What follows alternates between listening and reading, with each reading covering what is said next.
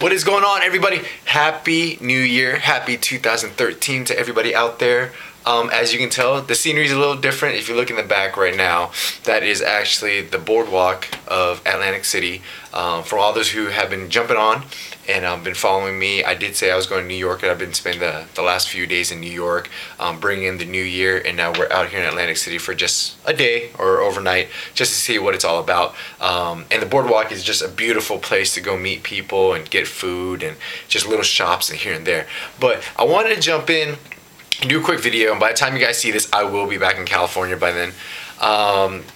I had a subscriber ask me, and I've noticed this with a lot of people when it comes to the new year too, but ask me about when coming to the new year, differentiating the people you want in your life, especially your acquaintances and just friends, and deciphering, who you want to keep in your life and stuff like that. And I do that on the regular, honestly. I'm not saying I cut people out, but at certain times you will end up filtering the people you need to surround yourself with. And here's my tidbit when it comes to that. How do you really differentiate? Knowing the fact of the type of people you want in your life. Now, for me, you guys understand that I'm always very positive and I go out to have a good time, just to be very just full of energy. And so the people around me, I always surround myself with people who are driven, who have a passion for something and are working towards something.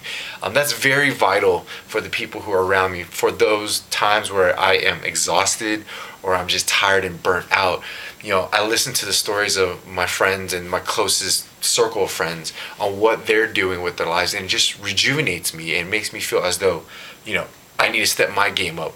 And like a long time ago, I did a video about you are who you surround yourself with, and basically that's what it is. Now, to cut out those acquaintances, let's really think about it. My whole thing is, it's kind of like clothes. If you haven't worn clothes, like, look in your closet. If you haven't worn anything within the last year and a half, 2 years, sooner or later you should go donate it, go give it to someone, go sell it, something like that. So I'm not saying do that with your friends, but it comes to a time where you realize that you've lost touch with some people, and then you got to realize, are these people the type of people you want to continue to have relationships with? If it's not, and you really break that down, and you figure out that it's just not that important, they're not really my close friends, but they're just acquaintances, then by all means you can do that. You can separate yourself.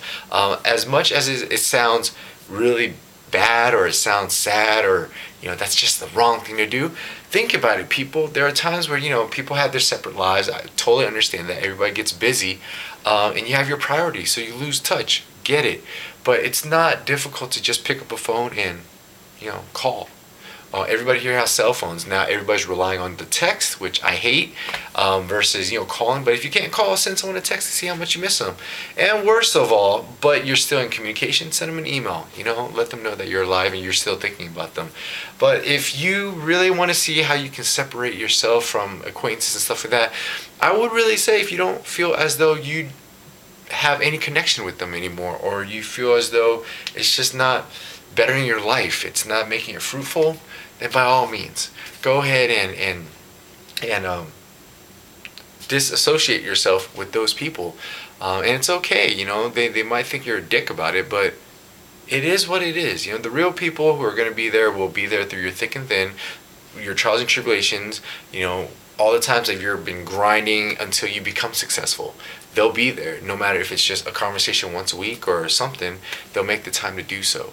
And so, yeah, the other thing I wanted to add to this is that I don't know if you guys understand, there's this thing I learned about circle of friends. Now, let's think about it. You have your core group of friends, right? And then outside this, your family and friends. And then outside of that, you have friends that you keep in contact with. And outside of that, you have acquaintances. And then outside of that ring of circle is like people you just meet, right? And I came across this from actually a former coworker of mine, which made sense to me.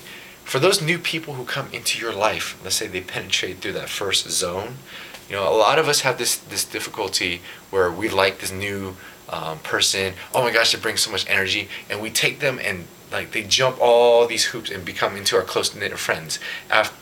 And I just realized that that's so unfair to those who have put in the time, energy, and effort, the love, to become my group of friends, my core group of friends. For me to bring an outsider who is probably a great person, but hasn't earned their stripes and automatically jump into my circle of friends. You know, gotta make it through the acquaintances, friends, and then close friends, family, until I can call you really my family. You know what I mean?